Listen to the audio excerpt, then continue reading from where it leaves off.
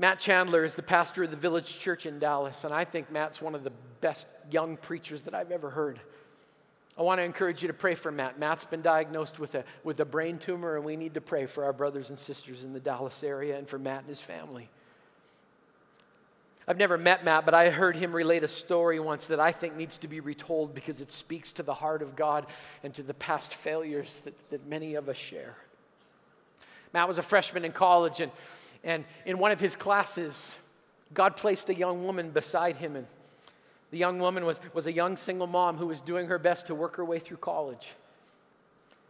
The young woman at the time, when Matt befriended her, was actually involved in an extramarital affair, and Matt and a group of friends kind of began to have conversations and to talk with this young lady, helping her to try and see God's plan for relationships. Wanting to build the friendship, one day Matt invited her to go to a Christian concert as a church. The musician was a friend of his. He knew that part of it was going to be good, and so he invited her to come along. During the concert, a pastor stood up and said, "I'd like to talk to you about sex." And Matt thought, this is not good. Not considering who I invited. The pastor began his talk by taking a long-stemmed red rose. He handed it to a person in the front row, and he goes, "This is what I want you to do. I want everybody to pass the rose around and everybody touch it. I want you to touch the petals and the stem. Just pass it around. There's about 1,000 people in the room. I want every single person to touch this rose at some point while I'm talking. Off you go. Just pass it around. Pass it around. Everybody touch it. Everybody take a little piece." He then went on, as many of us have experienced or even seen, and did a masterful job of completely annihilating God's purpose for sexuality and purity. And in doing so, he heaped shame and scorn on every single person in the room. The pastor accused people. He pounded people with shame. And as he was building the intensity of his talk and getting ready for his punchline, he started snapping his fingers and saying, "Who's got my rose? Who's got my rose? We passed it around. Who's got it?" And finally, the rose worked its way back to the guy up at the front. And when he held it up, it was a mess.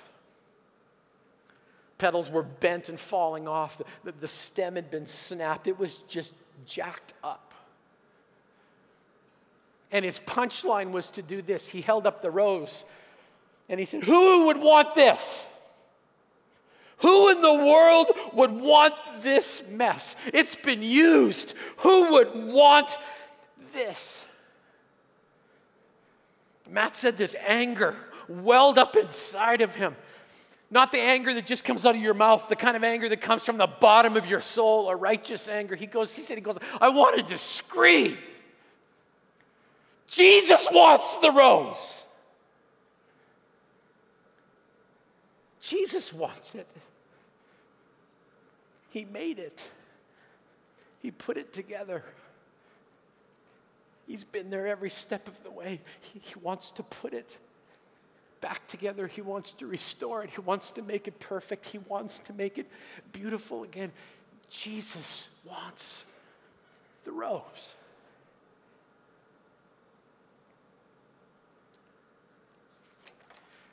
Isn't that the gospel? He became sin who knew no sin so that we might become the righteousness of God. Isn't that the gospel? While we were still sinners, Christ died for us. Isn't that the gospel, that once we were soiled, but now, because of Jesus, we can be clean?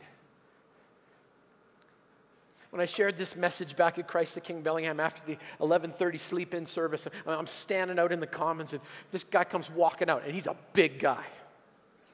Big man.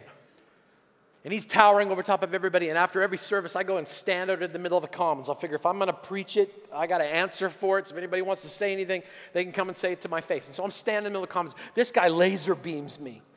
And he's a big man. Did I mention that? And he cuts a swath right through the center of our Commons. He walks up. He actually grabbed me by the shirt. And he's shaking. And my security's freaking out because I'm not fighting him, you fight him, right? You know? Thanks, right?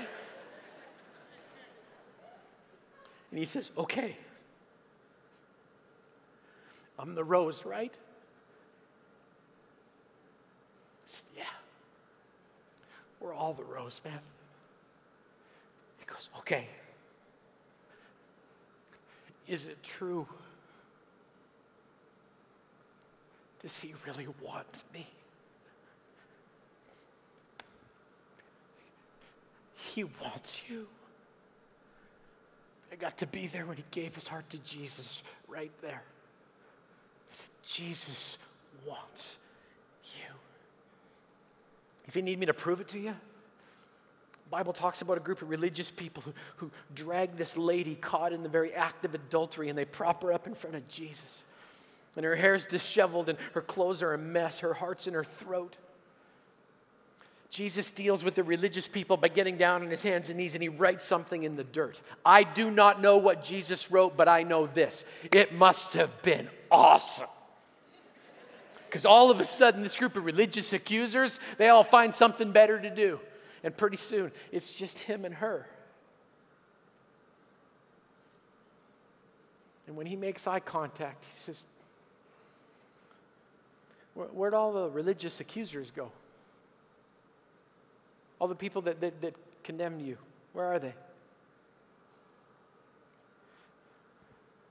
I don't know if she shrugged her shoulders. I don't know if she stared at the ground. What I know is what Jesus said next. He said, neither do I condemn you.